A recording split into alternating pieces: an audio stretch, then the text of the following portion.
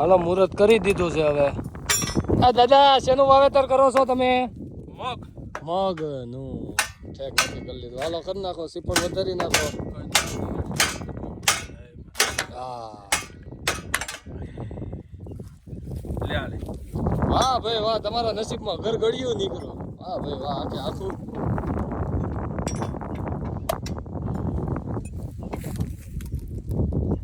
બગડેલ નીકળ્યું. તમારા નસીબ સારા જોર કરશે.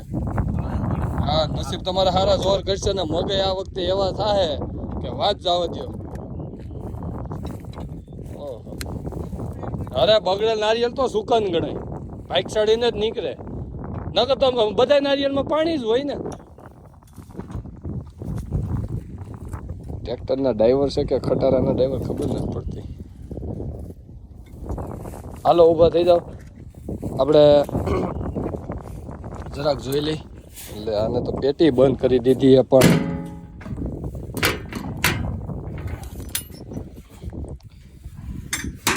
બ્લેક ખાતર સાથે મગ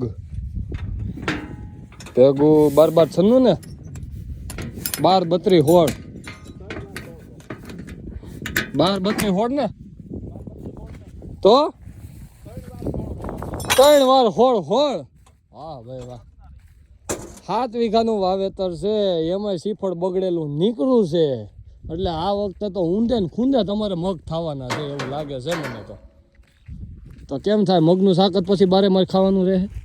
મગનું શાક નો હોય તો મગ બાફણા કરવાના હોય, પછી અને પછી લાપસીના આંધળ મૂકવાના હોય. એવું છે?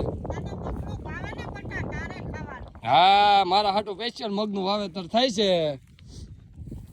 કારણ કે મને કઠોળમાં મગ બેસ્ટમાં બેસ્ટ ભાવે. તે પછી તો સૈણાય મને બહુ ભાવે. તમને સૈણા ભાવે? હે ભાઈ તમને સૈણા ભાવે? એલા આમાં દાંડવા નથી ને? આમાં એ નથી કરવું, પેલા હું પૂછું એનું કયો ને ભાઈ. હે સૈણા તમને ભાવે? સૈણા ઘોડા ખાય. હા હું કહેતો નહોતા માનતા. તમે કયો ને પેલા જ નો કયો. હા તમે પેલા જ કઈ કયો નહીં. હું શું કહું છું, હા આમાં નો હાલે ને.